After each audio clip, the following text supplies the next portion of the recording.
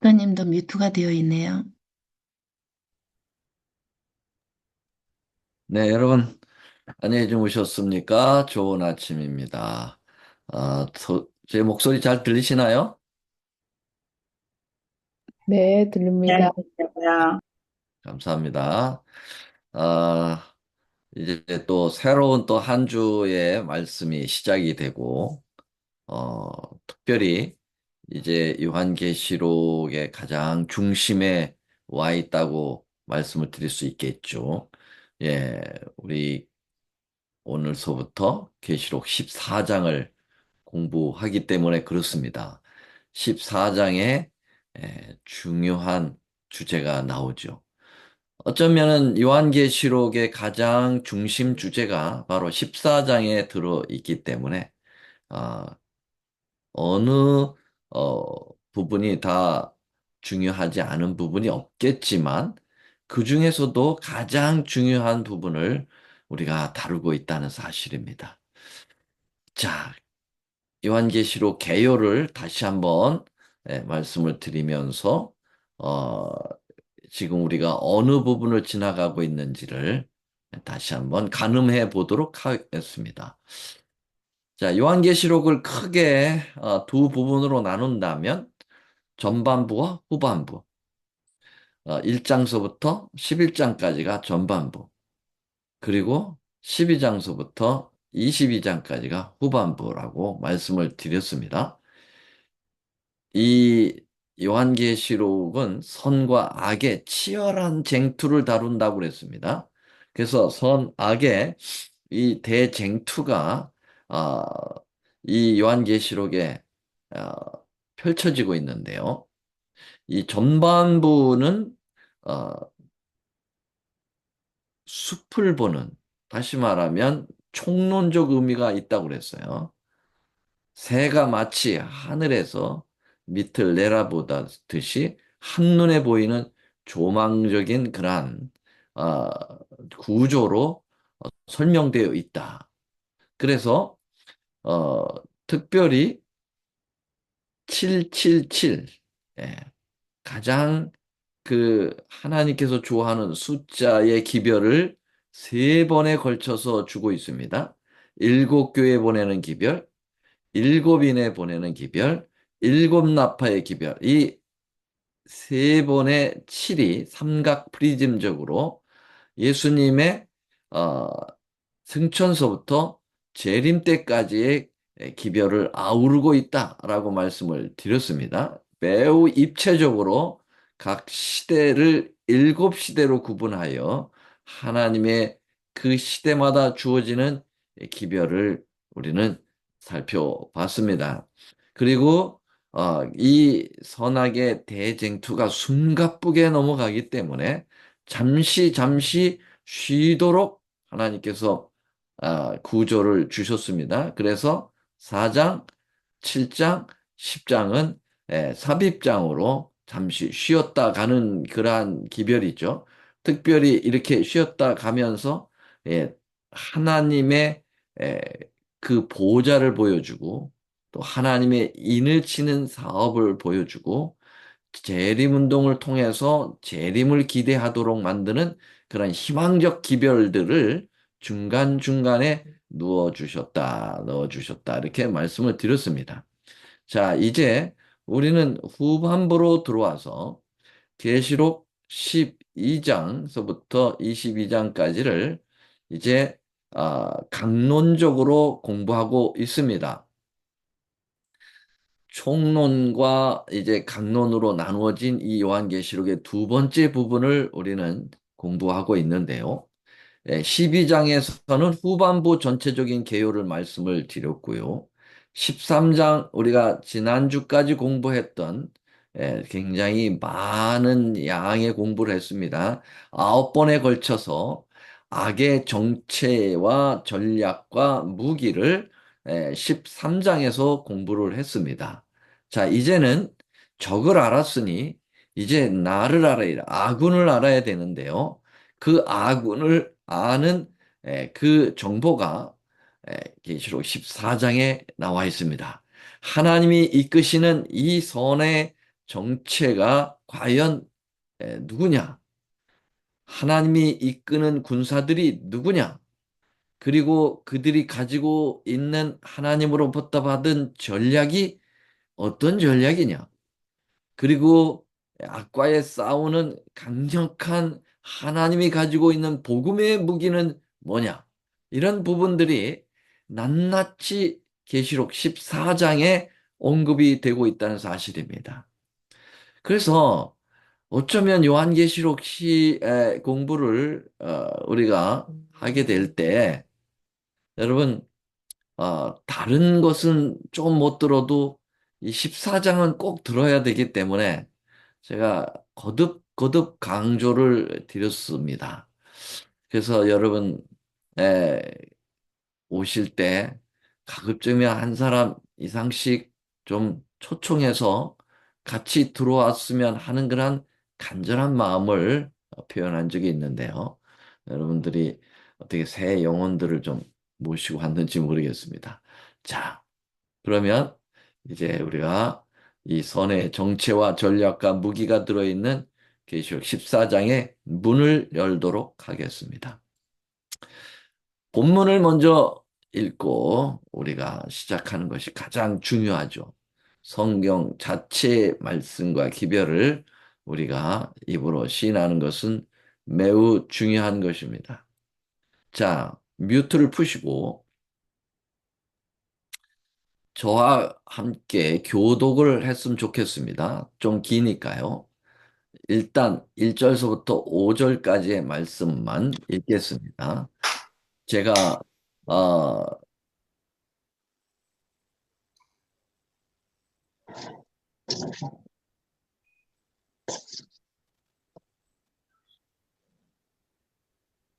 예. 자, 그러면 한번 같이 읽어볼까요? 자, 1절 시작. 또 또 내가 보니 보라 어린 양이 본산에 섰고 그와 함께 14만 4천이 있었는데 그 그 이마에 어린 양의 이름과 그 아버지 이름을 쓴 것이 있다.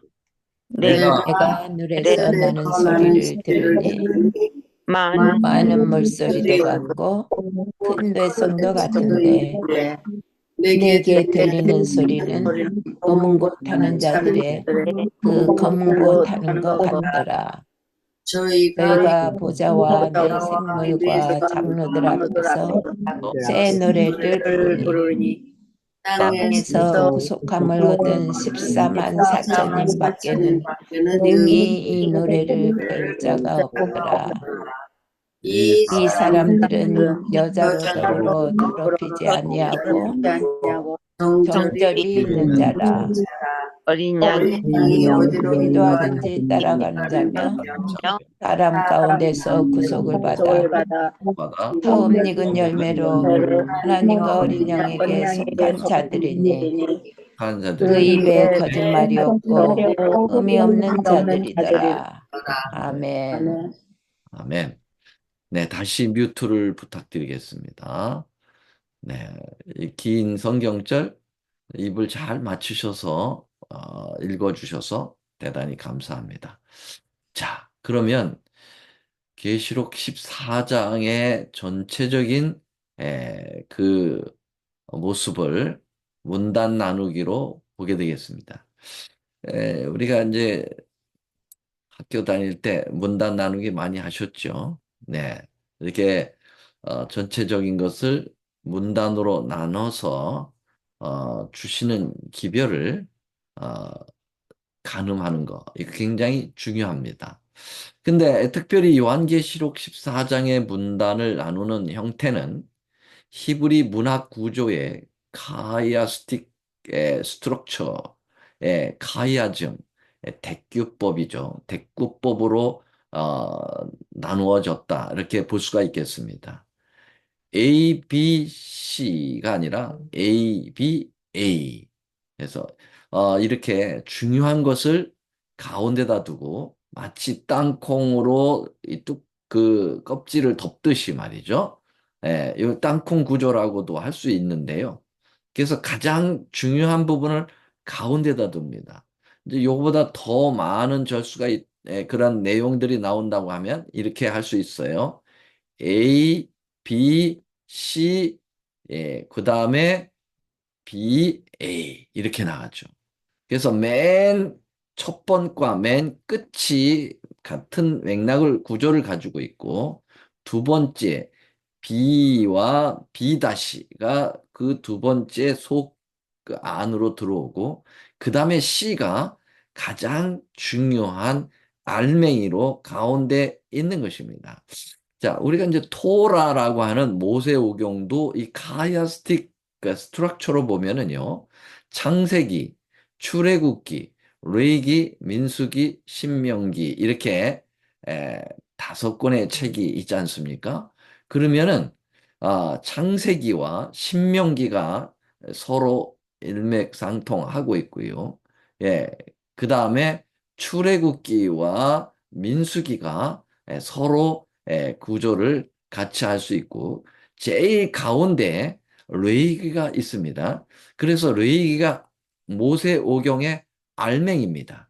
예, 거기에 수많은 제사법이 나오는데 그것은 바로 예수님을 상징하는 십자가를 상징하는 것이죠. 예수님이 제물로 돌아가시기 때문에 말이죠. 그래서 우리의 복음의 구조의 가장 중심에 십자가가 있지 않습니까? 그래서 십자가가 가장 알맹이로 들어가 있어야 되기 때문에 여러분 모세오경 중에 가장 알맹이는 레위기에 있다라고 많이 들어보셨을 거예요. 많은 학자들에 의해서. 그래서 이런 이 가야스틱 구조로 계시록 14장 분단을 나눠 본 것입니다. 자, 그러면은 제일 알맹이는 무엇일까요? 이 가운데 있는 세 천사의 기별이죠. 6절서부터 13절까지가 세 천사의 기별 본문이 나와 있어요. 이게 알맹이입니다. 자, 그러면 첫 번째 나오는 1절서부터 5절까지에 나오는 이 14만 4천인에 대한 그 신원을 우리가 읽었는데요. 이 부분은 세 천사의 기별을 누가 전하느냐? 세 천사의 기별을 담당한 중심적 존재들은 누구냐를 이야기하기 위해서 1절서부터 5절까지를 표현하고 있습니다. 자, 그러면 마지막 부분이 14절서부터 20절까지의 세 천사의 이 20절까지는 이제 예수님의 재림이 언급되고 있는데요. 곡식 추수, 포도 추수. 그래서 이 한 낫을 가지고 구름을 타고 내려오셔서 추수하는 장면, 이건 분명히 재림입니다. 곡식을 추수한 것은 의인의 추수고, 포도 추수는 뭘 의미하냐면 악인의 심판을 의미하고 있어요. 재림은 다시 말하면 재림은 양면성을 가지고 있다고 그랬죠. 예수님을 영접하는 자들에게 있어서는 최고의 환희의 날, 구원의 날이고요. 예수님을 거절한 자들에게는 최고의 심판의 날이 되는 거죠. 자, 그래서 이 세 번째 부분은 세 천사의 기별의 시기를 이야기하고 있다. 세 천사의 기별이 마치면 예수님의 재림이 온다라고 하는 것을 여기서 암시적으로 표현하고 있어요. 자, 그래서 이 계시록 14장의 문단 나누기의 알맹이는 뭐라? 세 천사의 기별이라는 거예요. 그리고 전반부는 뭐라? 1절부터 5절까지는 세 천사의 기별을 전하는 존재를 얘기하고 싶었고요. 후반부는 뭐라고요? 14절부터 20절까지는요. 네, 세 천사의 기별이 언제 증거되느냐? 다시 말하면 재림 직전까지 증거되는 최후의 기별이다라고 보시면 되겠습니다. 자, 이렇게 요약이 되면 모든 부분이 계시록 14장이 세 천사의 기별을 중심으로 해서 이 기별을 주시고 계시다라고 여러분들이 이해하시면 틀림없다 이렇게 볼 수 있겠습니다. 자, 그러면은요.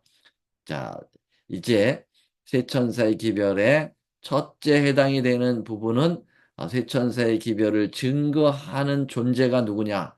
그것이 누구라고 그랬습니까? 14만 4천인들이라고 이야기하고 있습니다. 14만 4천인들.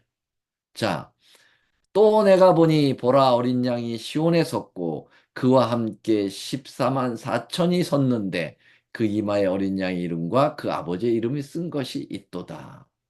그래서 이 14만 4천이라고 하는 이 존재가 성경에 언급이 되는데요.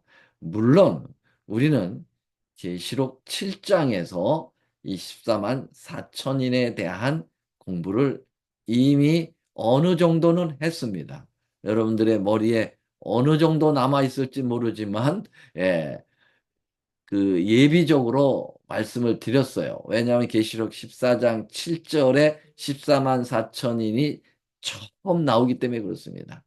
그래서 14만 4천인은 딱 계시록에 두 군데 나오는데 하나는 7장에 나오고 하나는 14장에 나옵니다. 여러분, 숫자적으로 봐도 7은 하나님께서 참 좋아하시는 숫자인데 그 7장에 바로 14만 4천들이 인맞는 그런 과정이 나오고요. 7 곱하기 2 하면은 2, 7이 14, 14장에 또 14만 4천이 나온다고 하는 것을 보면 이 장절을 정한 것은 이제 결국 인간이 정했지만은 거기에도 하나님의 성령이 역사하지 않았겠나 그렇게 생각을 해봅니다.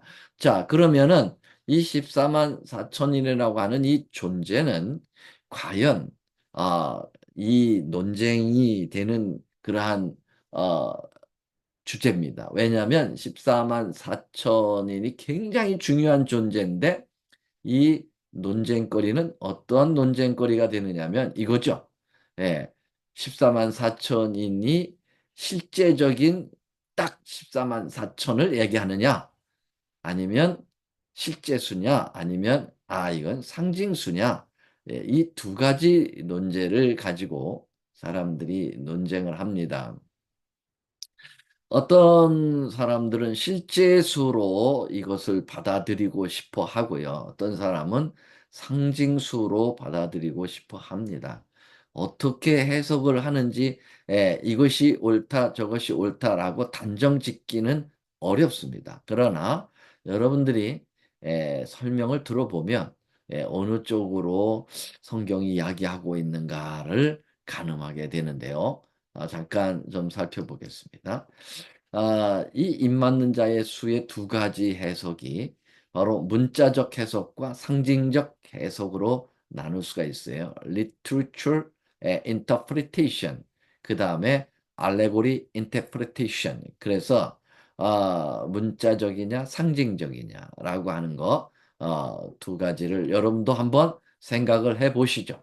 자, 문자적 해석은 이런 해석입니다. 5천 명을 예수님께서 먹이실 때 모인 숫자를 계수하는 방식과 같다라고 하는 지론인데요. 그 예수님이 5천 명 먹이실 때 누구만 계수가 됐습니까? 예, 바로 어른들, 남자들만 계수가 되었다는 거죠.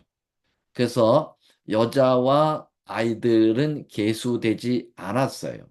그래서 여자와 아이들까지 한다면 5천 명을 훨씬 넘고 뭐 만여 명이 넘을 거라고 생각이 됩니다.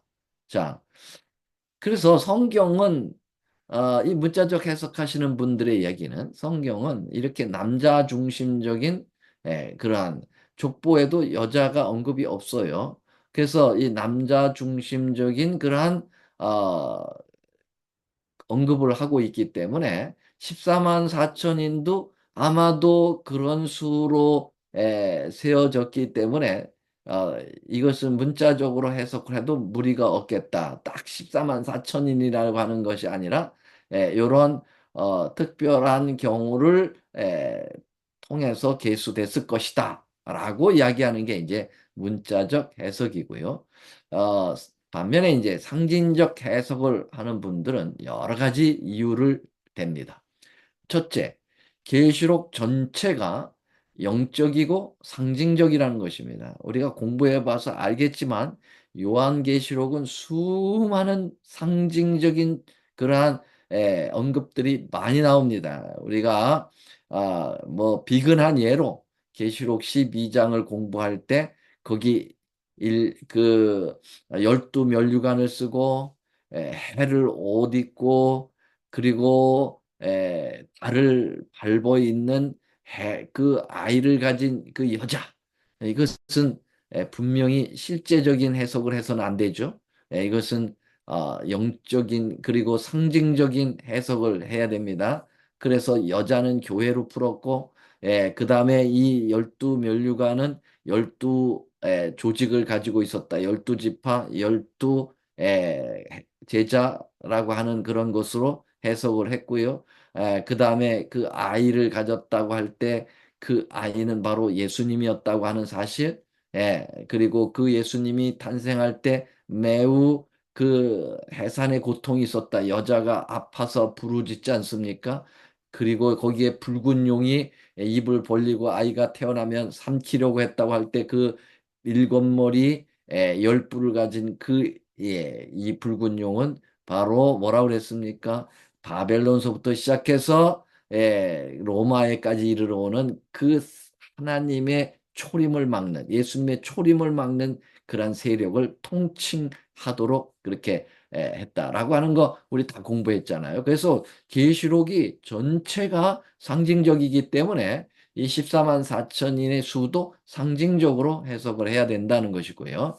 그 다음에 고대의 실제 이스라엘 지파의 구분은 이미 이 시대에는 존재하지 않았다. 그러면 여러분 14만 4천인은 특별히 이 지구 역사의 마지막 부분에 이제 존재되는 그러한 사람들이거든요. 우리가 나중에 공부해 보면 알겠지만 그러면 지금 이스라엘 지파가 지금 현존하고 있느냐? 현존하지 않는다는 것입니다. 왜냐하면 지금은 북방 이스라엘이 해체된 상태예요.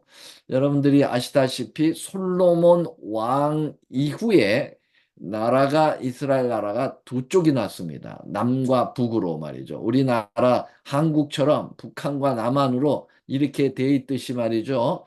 두 나라로 갈라졌습니다. 이 솔로몬이 어, 지혜로운 왕이긴 하지만은 타락했지 않습니까? 그래서 이방 여자들과 결혼을 했고 수많은 여자를 거느리고 살고 그러나던 이 배도한 일이 있었어요. 나중에는 이제 회개하고 돌아왔지만은 그래서 그 결과로 하나님께서 나라를 나누게 하도록 하셨습니다. 결국 그래서 북방 이스라엘과 남방 유다로 갈라지게 되는데요. 북방 이스라엘은 열 지파가 올라가서 여로보암이 솔로몬의 부하가 나라를 만들었다고 우리는 알고 있지 않습니까? 그리고 남방 유다는 유다 지파와 베냐민 지파가 남아서 이 정통성을 이어갔죠. 거기가 사실은 유다 지파를 통해서 예수님이 오시기 때문에 거기가 가장 중요한 지파죠. 자, 이 두 나라들이 계속 배도를 합니다. 그러나 북방 이스라엘 왕들은 20명의 왕들이 있었는데 하나같이 악한 왕이어서 일찍 망하게 됩니다. 자, 그래서 BC 722년, 기원전 722년에 압수르라고 하는 나라, 오늘날의 그 호칭으로는 아시리아죠. 이 아시리아에 의해서 완전 망해버립니다.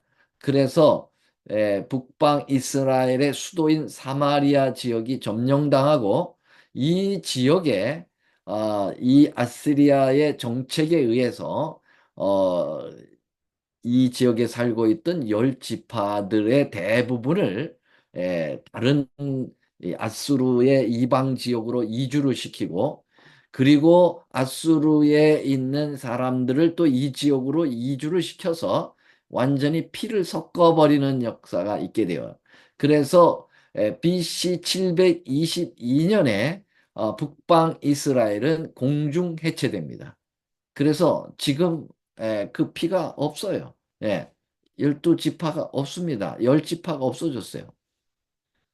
자, 그리고 남방 유다도 망했습니다. 언제 망했습니까?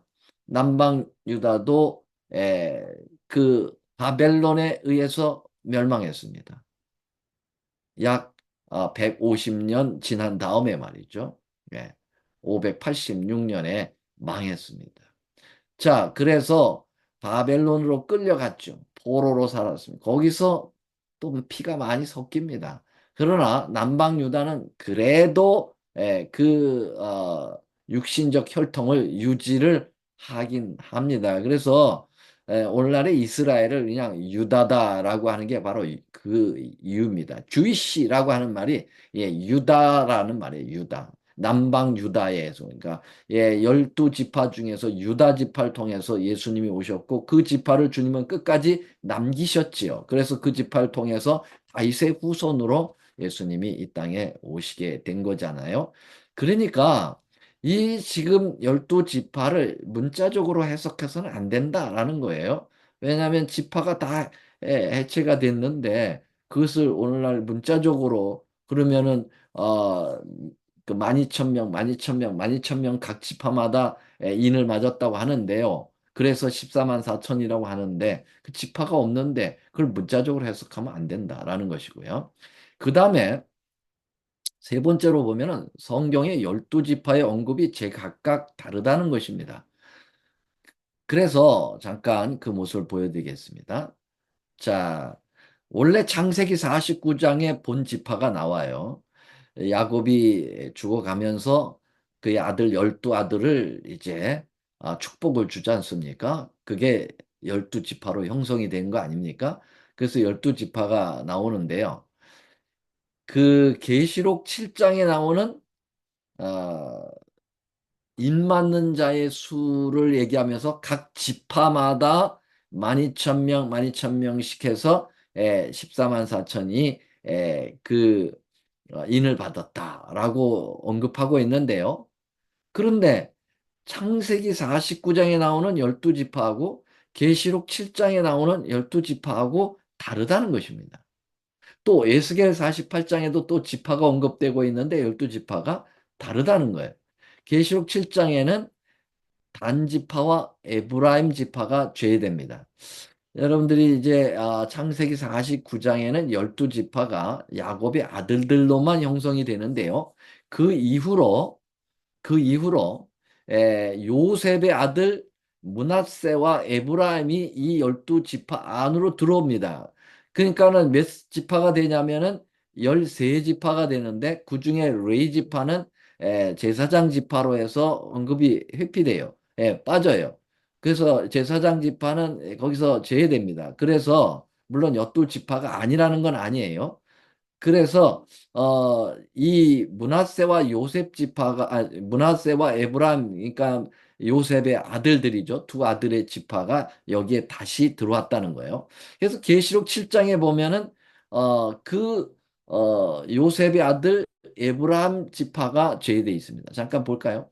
자, 계시록 7장에 제가 그 지파에 대한 것을 빨간색으로 표현했습니다. 유다 나오죠? 유다 지파, 루벤 지파, 갓 지파, 아셀, 납달리, 므낫세, 시므온, 레위, 이사갈, 스불론, 요셉, 베냐민.